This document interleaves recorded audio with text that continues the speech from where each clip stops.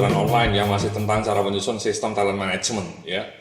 Jadi dalam video sebelumnya saya sudah menceritakan kepada Anda tentang caranya menentukan critical position ya.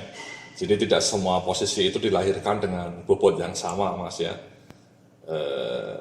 Bagi sebuah rumah makan ya posisi koki itu adalah yang terpenting ya, yang memberikan efek diferensiasi yang paling penting. Nah setelah Anda menentukan critical positionnya, pada tahap kedua Anda harus identifikasi potential talents Mas ya. Jadi setelah identifikasi key positionsnya, kemudian pada tahap berikutnya tentu Anda harus mengidentifikasi orangnya ya. Kalau tadi misalnya adalah posisinya, sekarang orangnya. Nah ada beberapa instrumen untuk membantu kita mengidentifikasi potensial top talents ya.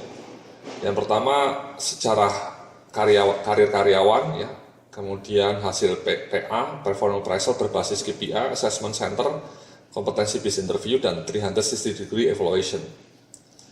Jadi 5 instrumen inilah yang bisa dipakai untuk sebagai bahan menilai atau mengidentifikasi potential talents ya.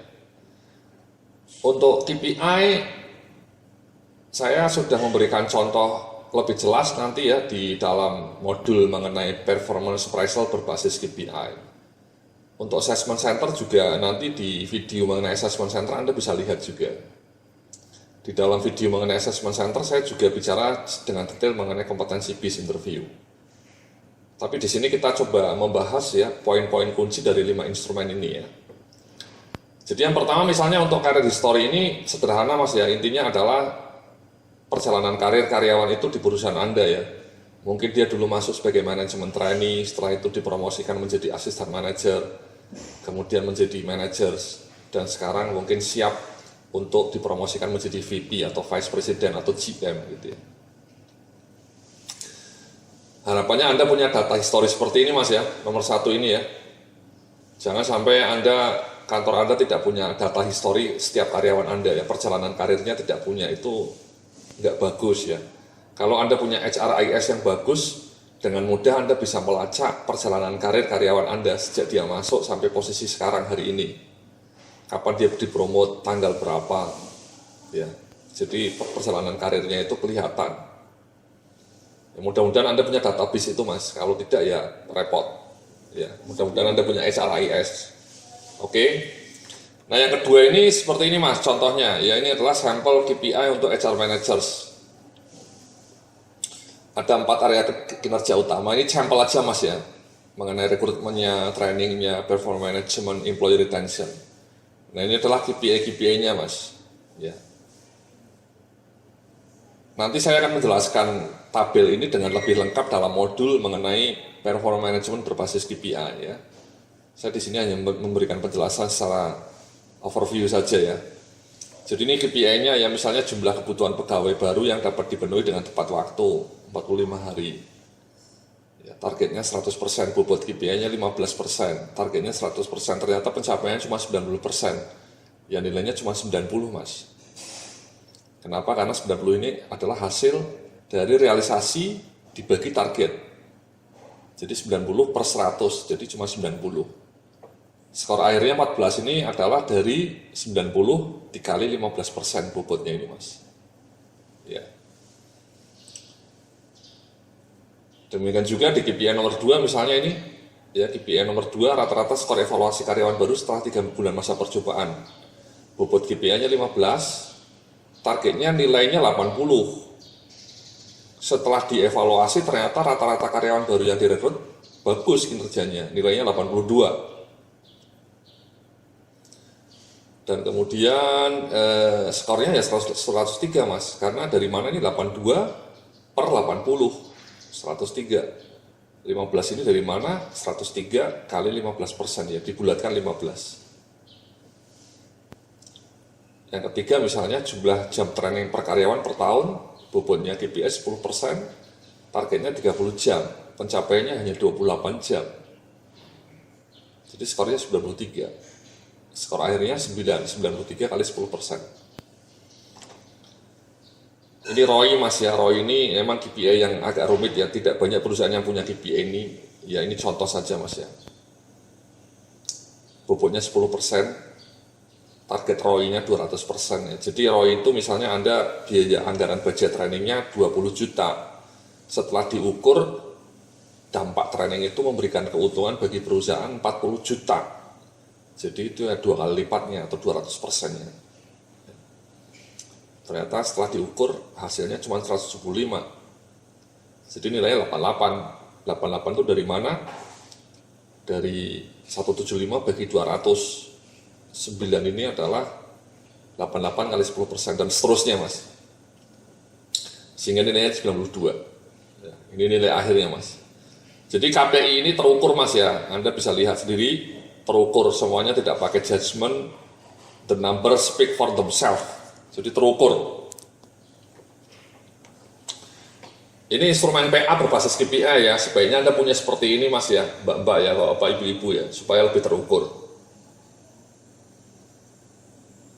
Kemudian ini asesmen kompetensi ya, PA yang lazim digunakan di perusahaan Anda mungkin sudah punya ya, pakai judgement ya, pakai skala 1 sampai 5 untuk KPI. Kompetensinya ada quality orientation, problem solving, planning skills, teamwork, self-learning capacity. Nilainya 3, 3, 4, 4, 4 ya. 5 itu istimewa, 1 itu buruk.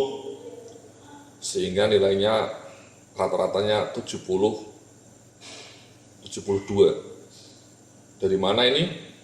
18 per 5 kali 20.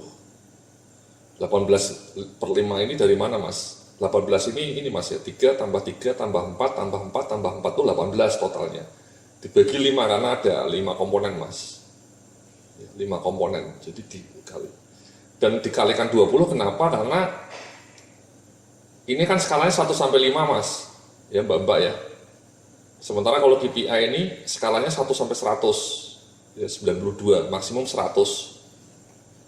Sehingga supaya ekivalen ya dikalikan 20. 5 kan supaya menjadi 100 dikalikan berapa mas mbak? Ya dikalikan 20.